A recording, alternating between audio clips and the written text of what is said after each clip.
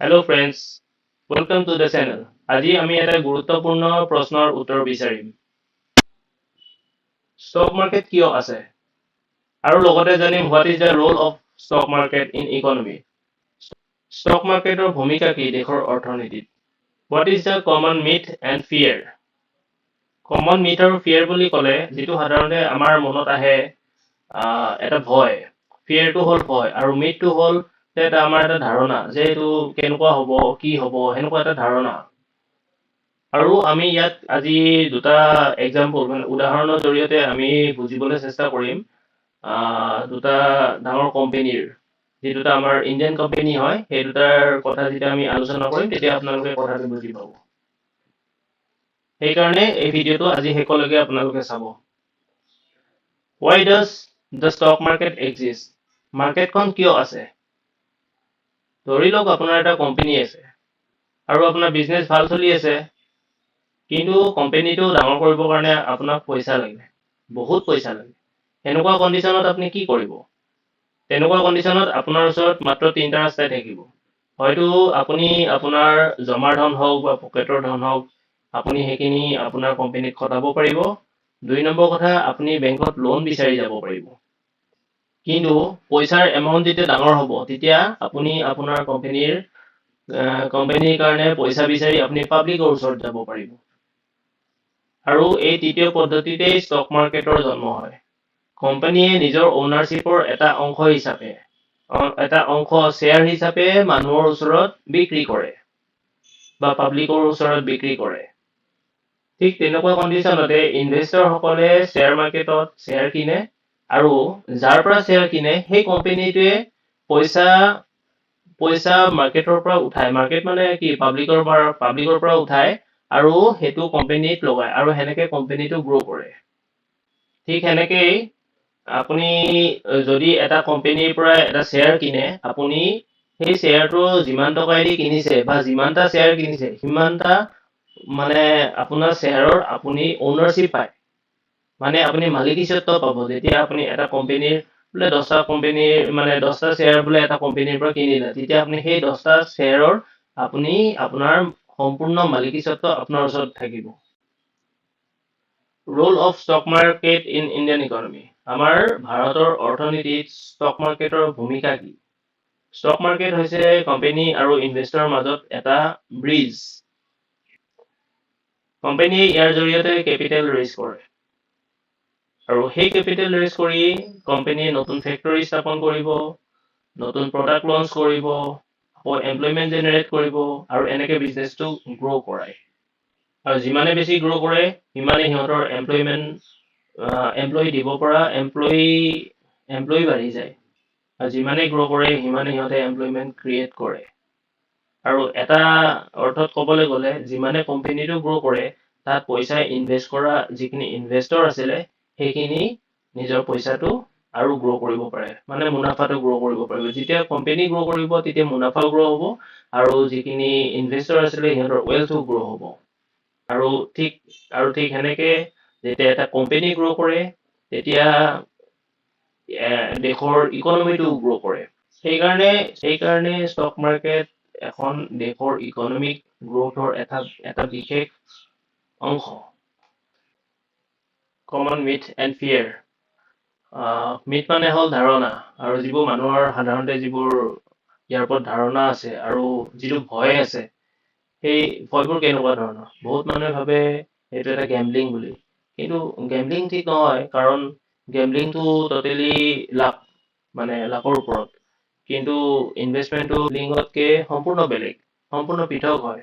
কাৰণ গেম্বলিঙত সাধাৰণতে অকল লাকেই লাগে, তাৰ বাহিৰে বেলেগ কোনো তাত একো বেলেগ লাগিবলগীয়া কোনো কথা নাই।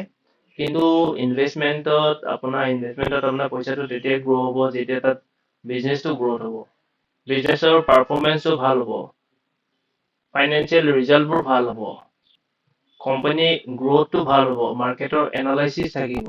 এই গোটেইবোৰৰ ওপৰত বেছ কৰি পিনে আপোনাৰ বিজনেছটো গ্ৰ'থ হয়। আৰু সেই তাৰ ওপৰতে যিখিনি এতিয়া ইনভেষ্টমেণ্ট কৰে সেই ইনভেষ্টমেণ্টৰ ৱেলথ ক্ৰিয়েশ্যনটো মানুহৰ সেনেকেই হয় ইনভেষ্টৰবোৰৰ।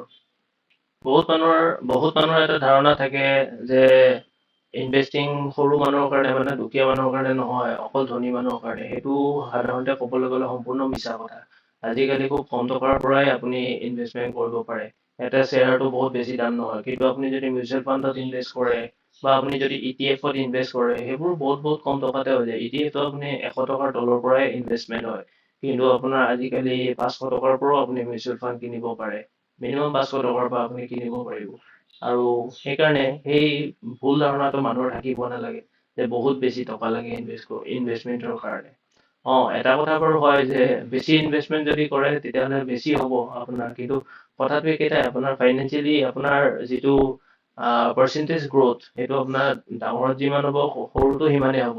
গতিকে আমি সৰুৰ পৰাই যাৰ যিটো কেপাচিটি সেইটো হিচাপে আমি প্ৰথমতে আৰম্ভ কৰাটো খুব দৰকাৰ মানে। আৰু এটা ভুল ধাৰণা থাকে যে ইয়াত মানুহে পইচা লছ কৰে। হয়, লছ কৰে। কাৰণ লছ কৰাৰ মেইন কাৰণ কি হ'ল, বহুতে আহিব প্ৰথমতে নাজানেই ক'ত কেনেকে কি কৰিব লাগে, বেচিক্স খিনিয়ে নাজানে। আৰু বেচিক্স খিনি নাজানি পিনে ইয়াতে আহি পিনে বহুত এগ্ৰেছিভলি ইয়াত যেতিয়া ট্ৰেডিং কৰিব তেতিয়া লোকচান হয়, নোহোৱা নহয়। কিন্তু মানে কি আপুনি যদি আপুনি ভালকে ইয়াত শিকি লয়, যদি ভালকে আপুনি এডুকেশ্যন খিনি লৈ লয়, আৰু ভালকে শিকাৰ পাছত আপুনি যদি ইনভেষ্টমেণ্টত যদি আৰম্ভ কৰে, তাৰপিছত যদি আপুনি ট্ৰেডিঙলৈ যায়, তেতিয়া আপোনাৰ সেনেকে হ'লে আপোনাৰ লছ হোৱাটো খুব কম সম্ভাৱনাই ইয়াত থাকে মানে। আৰু আপোনাৰ লছ নকৰিবলৈ 3টা বস্তুৱে ইয়াত বহুত বেছি দৰকাৰ। এটা হ'ল জ্ঞানো লাগে, ডিচিপ্লিনো হ'ব লাগিব, আৰু আপোনাৰ ৰিস্ক মেনেজমেণ্ট, মানি মেনেজমেণ্ট, এই বস্তুবোৰ জনাটো খুব দৰকাৰ। মানি মেনেজমেণ্ট মানে আপুনি মানিটো কেনেকে মেনেজ কৰিব আৰু ৰিস্ক কেনেকে মেনেজ কৰিব, সেইবোৰ বিষয়ে আমি পাছত ডিটেইলছত শিকিম বাৰু। কিন্তু মানে সেইবোৰ থাকিলে আপোনাৰ ইয়াত মানে লছ হোৱাৰ সম্ভাৱনাটো খুব বেছি কম থাকে। আৰু বহুতে কয় ৰিক্সটো হয় বাৰু, কিন্তু যদি আপোনাৰ মানে নাজানে, যদি বস্তুটোৰ ওপৰত জ্ঞান নাথাকে, তেতিয়া আপোনাৰ ডেফিনেটলি আপোনাৰ ৰিক্সি হ'ব। কিন্তু বস্তুটো যদি আপুনি শিকে, তাৰপাছত আপোনাৰ ইয়াত ৰিক্স আপোনাৰ খুব বেছি কম হয়। কম বুলিয়ে ক'ব লাগিব, কাৰণ মানে চবেই কৰিব পাৰি ইয়াত। আপোনাৰ মানে ধুনীয়াকে আপুনি পইচাবোৰ লাহে লাহে আপুনি ধুনীয়াকে গ্ৰ' কৰিব পাৰিব ইয়াত। আৰু আজি আমি ভিডিঅ'টো আৰম্ভণিতে কৈছিলোঁ যে দুটা আমি ইণ্ডিয়ান কোম্পানীৰ বিষয়ে আলোচনা কৰিম, তেতিয়া আপোনালোকে কথাটো বুজি পাব। এতিয়া ফাৰ্ষ্ট আমি ৰিলায়েন্সৰ কথা ক'ম। ৰিলায়েন্সক চবেই জানে, আৰু ইণ্ডিয়াৰ আটাইতকৈ ডাঙৰ কোম্পানী হয় ৰিলায়েন্স। আৰু ৰিলায়েন্সৰ বৰ্তমান মাৰ্কেটত আমি চলাই থকা জিঅ' টিভি হওক, জিঅ' চিম হওক, এইবোৰ চব ৰিলায়েন্সৰে অ'নাৰশ্বিপ আছে। এতিয়া মুকেশ আম্বানী ৰিলায়েন্সৰ মালিক হয়। তেখেতৰ দেউতাক আগতে বাহিৰত আছিলে, তাৰপিছত আহি পিনে ইণ্ডিয়াত আহি পিনে সৰুকে তেখেতলোকে এটা কাপোৰৰ মানে টেক্সটাইলৰ এটা ইণ্ডাষ্ট্ৰী খুলিছিলে। আৰু সেই ইণ্ডাষ্ট্ৰিটো লাহে লাহে ডাঙৰ হ'ল। তাৰপিছত সেই একে ধৰণৰ প্ৰচেছবোৰ, যেনেকে আপোনাৰ বেংক লোন, তাৰপিছত পাব্লিকৰ পৰা পইচা উঠাই পিনে আপোনাৰ IPO লঞ্চ কৰে। IPO মানে হ'ল ইনিচিয়েল পাব্লিক অফাৰিং। এতিয়া সেই ইনিচিয়েল পাব্লিক অফাৰিঙৰ বিষয়ে আমি আজি নিশিকো, বেলেগ এদিনা শিকিম। সেইবোৰ ইয়াৰ এটা প্ৰচেছ হয়, কেনেকে ইয়াৰ পৰা গৈ পিনে বস্তুটো হেৰি হয়। গতিকে সেই বস্তুটো আমি আজি নিশিকো, বেলেগ এদিনা শিকিম। সেই বস্তুটো সেইটোৰ জৰিয়তে গৈ পিনে পাব্লিকৰ পৰা পইচাটো ৰেইজ কৰিছিলে, আৰু ৰেইজ কৰি পিনে আজি যেতিয়া প্ৰথমতে আপোনাৰ কোম্পানী আৰম্ভ হৈছিলে, তেতিয়া এটা শ্বেয়াৰৰ দাম আছিলে 10 টকা। তাৰপিছত 10 টকাৰ পৰা গৈ পিনে এতিয়া আপোনাৰ মোটামুটি 1300 মান টকা হৈ আছে। সেইটো আপুনি এবাৰ চিন্তা কৰি চাবচোন, আপোনাৰ যদি এতিয়া ধৰি লওক পইচাটো কিমানখিনি গ্ৰ' কৰিছে। আজি যদি আপুনি 20 বছৰ বা 25 বছৰ বা মেক্সিমাম 30 বছৰ যদি আপুনি হিচাপ কৰে, তেতিয়া পইচাটো ইনভেষ্টমেণ্টবোৰ সেনেকুৱাই হয় মানে। সেইকাৰণে আমি ইনভেষ্টমেণ্টত সদায় আমি গুৰুত্ব দিব লাগে। তেতিয়া আমি ইনভেষ্টমেণ্টত আমাৰ পইচাবোৰ ৱেলথটো কেনেকে গ্ৰ' হ'ব আমি দেখিম আৰু লাহে লাহে। আৰু আপোনাৰ যিখিনি মানুহে সেই তেতিয়াৰ দিনতে ইনভেষ্টমেণ্ট কৰিছিলে, সেইখিনি ধৈৰ্য ধৰি যদি এতিয়ালৈকে যদি ইনভেষ্টমেণ্ট কৰি আছে, বা তেওঁলোকৰ ঘৰৰ বেলেগ সদস্য হ'লেও সেই একেবোৰ কোম্পানীতে যদি ইনভেষ্টমেণ্ট কৰি আছে, তেতিয়াহ'লে সেই পইচাবোৰ আজি কিমান গ্ৰ' কৰিছে। সেইকাৰণে ইয়াত ধৈৰ্যও বহুত লাগে, পেচেঞ্চ লাগিবই ইয়াত। যদি পেচেঞ্চ নাথাকে ইয়াত আপুনি মানে পইচাটো সেই গ্ৰ' কেতিয়াও নহয়। আৰু আমি বেলেগ এটা কোম্পানীৰ কথা যদি আলোচনা কৰোঁ, আমি টাটা গ্ৰুপৰ কথা আলোচনা কৰিম। টাটা গ্ৰুপো ইণ্ডিয়াৰ এটা বিশেষ বিশ্বাসযোগ্য এটা ব্যৱসায় প্ৰতিষ্ঠান। প্ৰতিষ্ঠান বুলি ক'লে ভুল হ'ব, এইটো এটা কোম্পানী হয়। আৰু কোম্পানী মানে এই গ্ৰুপ অফ কোম্পানী। কোম্পানী তেখেতলোকৰ এটাই নাই, বহুত কোম্পানী আছে তেখেতলোকৰ। তেখেতলোকে আৰম্ভ কৰিছিলে মোটামুটি 200 বছৰ আগতে তেখেতলোকৰ বিজনেছবোৰ আৰম্ভ কৰিছিলে।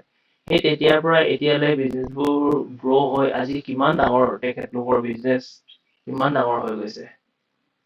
সেইকাৰণে ইনভেষ্টমেণ্ট কৰিলে সদায় লং টাৰ্মৰ কাৰণে ইনভেষ্টমেণ্ট কৰিব লাগে। আপুনি কম সময়ৰ কাৰণে বৰ বেছি ভাবিব নালাগে। সদায় দীঘলীয়া সময়ৰ কাৰণে ইনভেষ্টমেণ্ট কৰিব লাগে। তেতিয়া আপুনি ইনভেষ্টমেণ্ট কৰিলে আপোনাৰ ধৈৰ্য ধৰি কৰি গৈ থাকিলে ই নিশ্চয় ডেফিনেটলি বাঢ়িব, লাহে লাহে বাঢ়ি যাব। গতিকে আজি আমাৰ ভিডিঅ'টোত আমি কি শিকিলোঁ? শ্বেয়াৰ মাৰ্কেটৰ বিষয়ে শিকিলোঁ। আৰু শিকিলোঁ এটা কোম্পানীয়ে কেনেকৈ পইচাটো ৰেইজ কৰে মাৰ্কেটৰ পৰা বা পাব্লিকৰ পৰা। তাৰ পৰা সেইটো কেনেকৈ নিজৰ কোম্পানীত ইনভেষ্ট কৰি কোম্পানীটো গ্ৰ' কৰে, আৰু কোম্পানীটো যদি গ্ৰ' হয় তেতিয়া সেই মানুহখিনিও কেনেকৈ কোম্পানীৰ লগত নিজৰ ৱেলথটো গ্ৰ' কৰিব পাৰে, আমি যিহেতুৱে শিকিলোঁ। কিন্তু মনত ৰাখিব এটা কথা, শ্বেয়াৰ মাৰ্কেট কেতিয়াও এটা মানে কুইক ৰিচৰ এটা অভাৰনাইট স্কিম নহয় যে আপুনি ৰাতিৰ ভিতৰতে বহুত পইচা ইয়াত ঘটিব পাৰিব। এনেকুৱা কোনো ধৰণৰ স্কিম নহয়। আৰু সেইটো ভুল ধাৰণা মনত লৈ থাকিব নালাগে।